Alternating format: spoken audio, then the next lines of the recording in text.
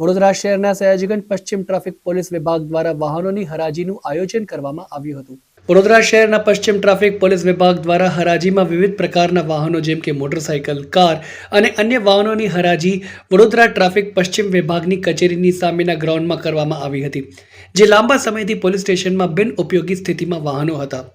હરાજીનો મુખ્ય ઉદ્દેશ્ય આ વાહનોનો યોગ્ય ઉપયોગ સુનિશ્ચિત કરવો અને જાહેર સ્થળોમાંથી અવરોધ દૂર કરવો હતો। હરાજીમાં ભાગ લેવા ઈચ્છુક લોકો માટે અગાઉથી નોંધણી ફરજિયાત રાખવામાં આવી હતી। હરાજી પ્રક્રિયા પારદર્શક અને નિયમિત રીતે સંપન્ન કરવામાં આવી હતી, જેમાં બોલી લગાડનારાઓને યોગ્ય માહિતી અને માર્ગદર્શન આપવામાં આવ્યું હતું। આ હરાજી દ્વારા સરકારને આવકનો સ્ત્રોત મળ્યો અને સાથે જ સામાન્ય જનતાને સસ્તા દરે વાહનો મળવાની તક મળી હતી।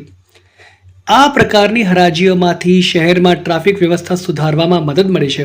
આ હરાજીમાં ટ્રાફિક વિભાગના ડીસીપી જ્યોતિ પટેલ, પશ્ચિમ વિભાગના ડીએમ ખાસ ઉપસ્થિત રહ્યા હતા। જુદા જુદા સમયે ટ્રાફિક શાખા દ્વારા જે વાહનો ડિટેઇન કરવામાં આવે છે અથવા તો રોડ ઉપર બિનવારસી મળી આવે છે, એવા વાહનોને અહીંયા પશ્ચિમ શાખાના ટોઈંગ સ્ટેશનમાં રાખવામાં આવ્યા હતા। જાહેર જનતાના જો એ વાહન હોય તો અમે અવારનવાર એ લોકોને જાણ કરી હતી, નોટિસો આપી હતી, ન્યૂઝપેપરમાં પણ પ્રસિદ્ધ કરાવ્યું હતું કે જેથી એમનું વાહન હોય તો આવીને લઈ જાય।